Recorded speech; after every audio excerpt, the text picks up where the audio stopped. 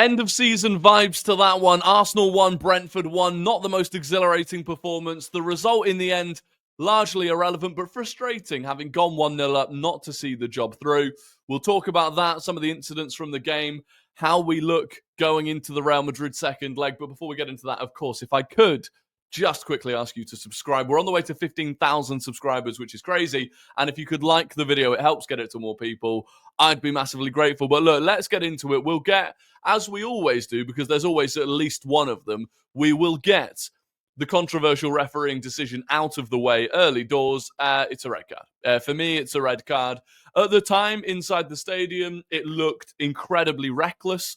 I think I had just tweeted the low intensity of the game, the fact that it felt like an end-of-season game was good because it meant that we weren't going to get any injuries or we were less likely to get injuries. And then Norgaard, who was pictured wearing a Real Madrid shirt to training during the week, decided to try and snap Martinelli. Horrible challenge. Martinelli himself in the interview afterwards says if his right foot is planted there, it could break his leg. And it could. If his right foot is planted, he could have ended up with all manner of ankle, knee, broken leg injuries. So a really poor challenge. And the issue for me, and this is the issue that I keep coming back to, is that when it comes to Arsenal, referees are so quick to make the rash decision against us, right? So whether it was Miles Lewis-Skelly getting sent off by Michael Oliver, whether it was Miles Lewis-Skelly having that penalty given against him against Everton, it's like they're always very quick to give the worst case damning decision against Arsenal. And it feels like when it's the opposition, it's the complete opposite.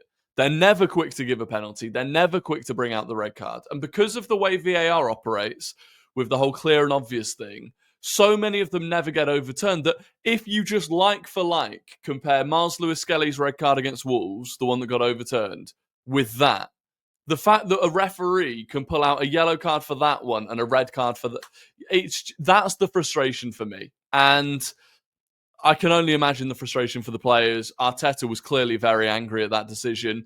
Fortunately, though, Martinelli got away with it, and he's come out of it without an injury. But Norgaard, he's gone right onto that list of players, more pay, all of the rest of them that are on that list of players that, you know, there's a title for that list of players, but I don't want to get the video demonetized. Anyway, let's move on to the Arsenal goal. And what a delight. What a delight to finally see Arsenal capitalise on a breakaway from a corner. So often we get these positions and our transitions just aren't good. Like there's a reality here that our transitions are just not very good in those circumstances. And it's why I've been a bit frustrated when I hear the talk about why, you know, Victor Gyökeres wouldn't work at Arsenal because we never get any opportunities in transition. We do, but more often than not, we scupper them. And then so it was absolutely remarkable that the one time we didn't, the one time we actually managed to complete the transition, get into the opposition's box and score, it was Declan Rice and Thomas Partey. Thomas Partey gallivanting up there from right back, physically impressed that he was even capable of doing it, and the finish to match it was very good.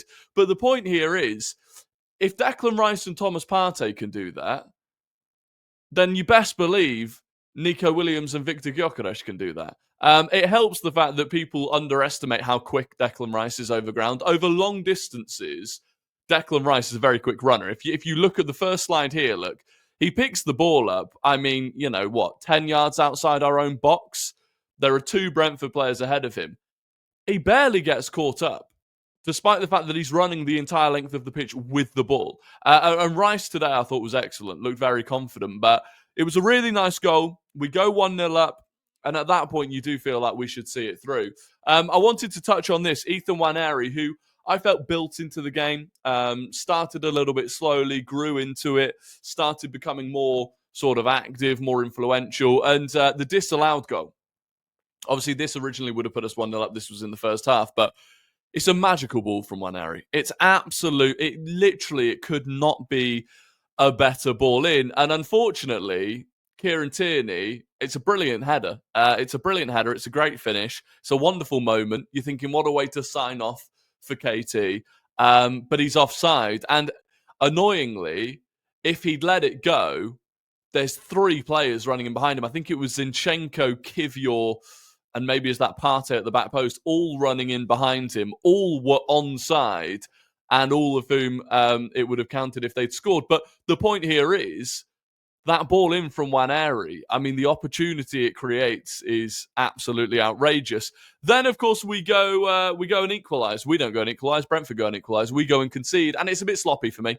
I think I was trying to work out who's at fault once the ball goes into the box, and it was actually everyone's all at sea once the ball goes into the box, to be quite honest with you. But this, for me, is the major mistake. Trossard and Martinelli kind of get confused here. And so Trossard doesn't go with his runner, which allows the right back, what was his name? Koyade, was that his name? I think that's who it was. Carries the ball so far into the box before he crosses it to the back post. And I think at that point, we had kind of, no one knew where they were supposed to be, what they were supposed to be doing. And it's all a bit too easy. They win the header at the back post. It falls down to Wissa. No one's challenging him. Nothing David Raya can do. And that was a bit frustrating. And then obviously not long after that, we could have gone 2-1 up, Bukayo Saka. And you do feel like Bukayo Saka that's fresh and fit and has been playing consistently, he shoots here. This was the moment to shoot. And I understand why he's not, because the defender's coming across. It looks like an open goal, but he's aware that by the time he actually shoots and the ball gets there, the defender might be there. But I feel like in this position, you smack it. And I feel like he would do that traditionally. That was the opportunity. And then, of course, Jorginho goes down injured, and we hope that that's not a significant injury. To me, he landed awkwardly at some point, and there were a couple of minutes where I noticed he was walking around a bit fragile and holding kind of his chest. To be honest, I was actually really worried at a point that he was having some sort of like breathing problem or heart problem or something, like, with some of the cases that we've seen. And then he went down, and I was really concerned. But it sounds like it's maybe a fractured rib, a broken rib. The issue is, if it is a broken rib, that's actually, that could be the last time we actually see Jorginho. Broken ribs are horrible. If you've ever had them, God, they take so long to heal, obnoxiously long to heal. So if it is that, that could be the last time we actually see Jorginho in an Arsenal shirt, which would be super unfortunate. So hopefully it wasn't a broken rib, and we do get to see him back. But then once we were down to 10 men, because of course we'd used all of our subs, I was actually kind of impressed. I was kind of impressed because we continued to create chances. 2 or 3 times we got chances, got to the byline, pulled it back. We could really have grabbed a winner, even when we were down to 10 men, which was impressive, like I say. But ultimately, we didn't, and it ended 1-1. Now, in terms of like the overall game, I was impressed with the opening hour of the game, to be honest. We'd rotated fairly heavily. Obviously, we rested Timber, Lewis Skelly, Erdegaard, Marino, Bukayo Saka. So 5 of what clearly is our optimal starting 11 right now, given that we played it against Real Madrid, we rested. And despite that, we were fairly comfortable. We were incredibly comfortable against Brentford. We conceded in that first half 0.05 XG. This is a good Brentford team. Like, let's not, this is a Brentford team that have scored, how many goals have they scored so far this season? 52 goals this season. There aren't that many teams that have scored more than that. So it's a good team. And as always, we limited them to virtually nothing. We were struggling to create too much ourselves, in fairness, as you'd expect when you take out a Saka and even a Marino to an extent. I think Trossard through the middle just isn't enough of a physical presence, to be honest with you. But look, overall, I thought the first half was good. It demonstrated, what it really demonstrates is how well drilled we are, that you can make that many rotations, and against a solid mid-table Premier League team, you can still be very comfortable. It shows the level of the team, and I'm actually going to make a separate video to do with that, to do with how well drilled the team are, and then to do with that transfers that we bring in and how that affects it. But that's one for another day. But the point is, we were playing well. Zinchenko, I thought, again, was perfectly good in midfield, which is a credit to him. And And then we go 1-0 up and then we throw it away, which was frustrating. David Raya, I thought, had a good game. Gets us on the way for that first goal, by the way, or the only goal, which was really impressive. Thomas Partey, really, really good game. Really good game. And we have heard from Mikel Arteta that when Thomas Partey went off, he was feeling something. Now, we don't know what that is. We don't know if it's true, to be honest. I've seen the footage of him walking off. He didn't look injured. He looked, I think he was smiling. He looked all right. To I guess, raise the conversation, if Thomas Partey and Jorginho are both injured, what do you do? What do you do at the Bernabeu? Maybe that's one for another video as well. Personally, but you've got two options, effectively. You either play Rice and Miles Lewis-Skelly in midfield and probably Tierney at left back. That allows you to keep Mikel Merino up top.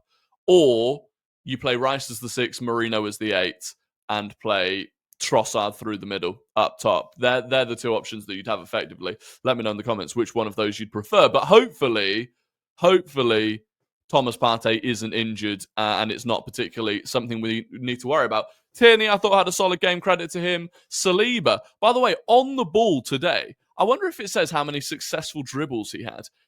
William Saliba created the most chances in the match, completed the most passes in the match, was player of the match. As it got his, obviously defensively, other than the goal, he was rock solid. It doesn't have the number of, it's dribbles passed. Attack. Successful dribbles, 2 out of 2. Passing to the final. Just the way he was carrying the ball forwards was absolutely exceptional. Kivior, again, I thought Kivior was the height of calmness today. And this is something, we actually saw this with Jakub Kivior last season, which was why I was surprised with quite how overblown the reaction to him coming in for Gabriel was.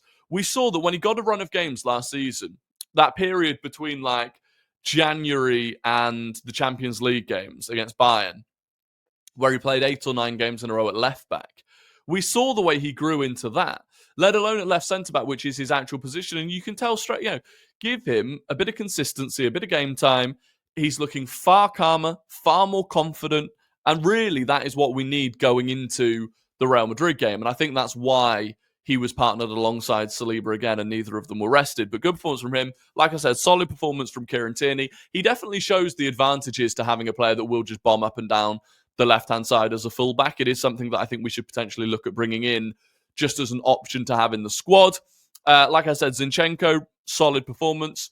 Jorginho, he does the job. Look, he's very calm on the ball, clearly reads the game very well. His legs are going.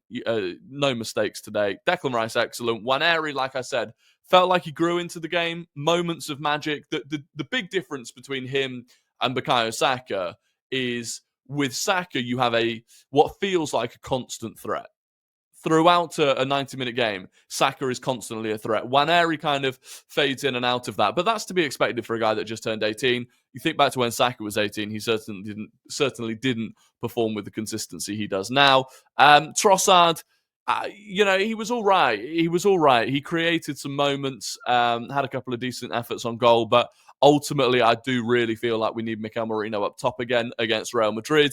And Martinelli, working hard. Nothing really came off for him today, which was a shame. And that was kind of that. One thing I would say that's really, I'm beyond comprehending at this point. Where is he? Don't know who that Henry Francis is. Would like to see him at some point. This, right? Why are we paying 150 grand a week for Raheem Sterling? Martinelli played the full 90 today. Ahead of that game against Real Madrid. Martinelli played the full 90. Because Arteta doesn't even trust Raheem Sterling to come on in a game like this. He's on 150 grand a week. Like, even the portion of what he's being paid that we're covering. It continues to look like the worst loan we've possibly ever done. So that's just something that's frustrated me. But overall, look, Brentford are a very good team. I thought this guy, obviously, whenever you look at these ratings, it's fairly pointless. Lewis Potter, I thought had a really, really solid game for them. Sharda, I thought was a bit of a knob as well, to be honest with you. But again, we kept that Damsgaard and Buemo Wissa. We kept them quiet. We did keep them quiet, which I think is good. Going into the Real Madrid game, Look, really, all we're looking for is making sure that Thomas Partey's fit, that the rest of the team are fresh. Today's result doesn't matter. You look at the table, we're still very comfortable in the table. Sorry, let me just bring that back up. We're still very comfortable. We're 6 points clear of Nottingham Forest. Obviously, they lost today. We're 8 points clear of Man City, 9 points clear of Villa, and 10 points clear of Chelsea and Newcastle. The closest either of them can get. Newcastle can get within 4 points if they win both of their games in hand, but there's certainly no need for us to be worrying at all about that situation at the moment. So it is what it is. And I'm very certain that if somehow we did get dragged back into that, the team would be able to turn on the gas in a way that they didn't today. So all is well. Yes, it's a bit of a frustrating result. It is what it is. We move on to Real Madrid. I'll be keeping an eye on the Real Madrid game tomorrow. 3 o'clock kickoff, I think, against Deportivo Alaves. They're going to have to go full strength because they're still chasing La Liga. And we'll see if their players can all make it through unscathed. But look, that is going to be the end of the video. Let me know all of your thoughts about the game in the comments. Anything you disagree with that I've said in this video, please do let me know. Please like, subscribe. We will be back tomorrow for another video because we are posting every single day on this channel and I'm loving it. And other than that, enjoy the rest of your weekend. Enjoy the weekend and I'll catch you on the next one. Goodbye.